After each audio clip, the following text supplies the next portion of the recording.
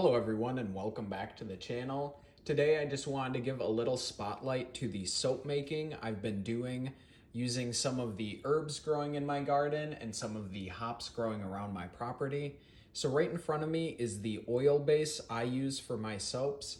They are primarily lard, olive oil, and coconut oil. However, I've used things like hemp oil and infused oils in my soaps as well.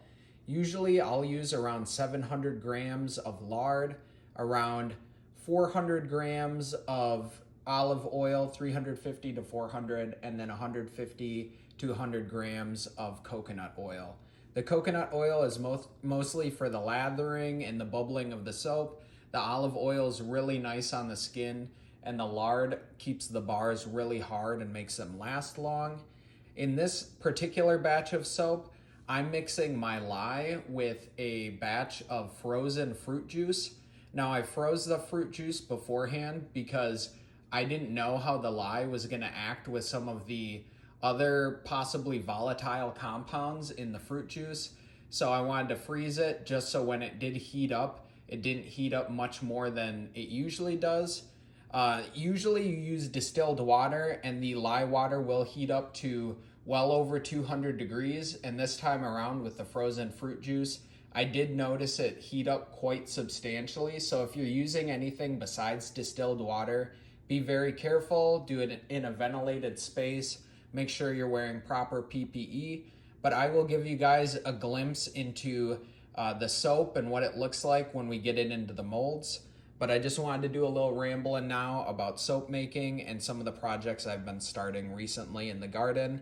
Hope you guys are enjoying, and I'll check back in when I have the soaps in the mold. All right, everybody, we are back in the kitchen. We've got all of the oils combined now, and they are a bit above room temperature, around 90 degrees. And we also have the lye water. Now, as you can see, it's a very dark, murky color.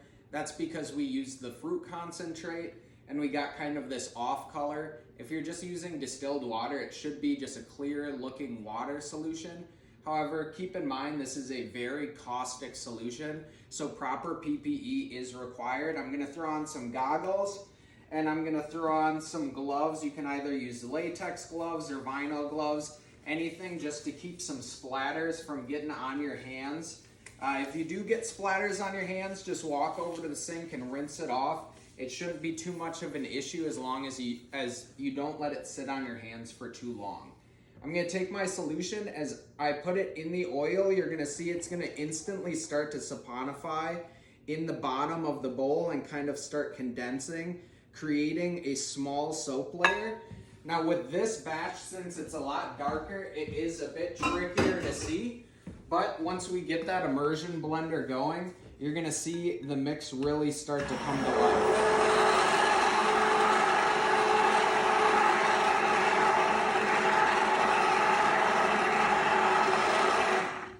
I'll check back in once we got a bit thicker of a consistency. All right, everybody, so we have the consistency in a much thicker spot at this point. What we like to call this in soap making is getting the batter to a trace. So when you lift your ladle up, you'll kind of swing it over the batter. And as you can see, there's some little lines forming on the top, just like I'm kind of tracing on some lines onto the top of the batter. That just means it is thick and ready to go.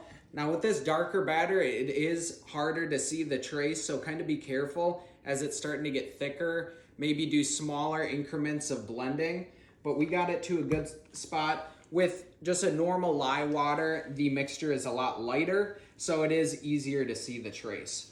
We are gonna bring this over to the table now, and we are going to pour it into our mold. So you don't have to be perfect, but I'm gonna start in the middle just because these are smaller molds, and this is a very dark soap. And we'll be able to kind of trim these molds out as we go around.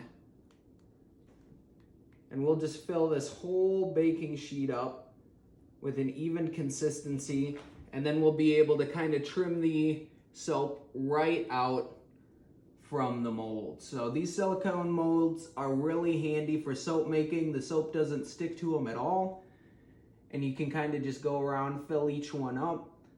get them to the consistency that you like, and then move on to the next spot.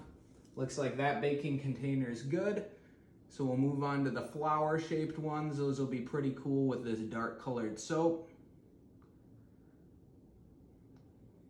All right.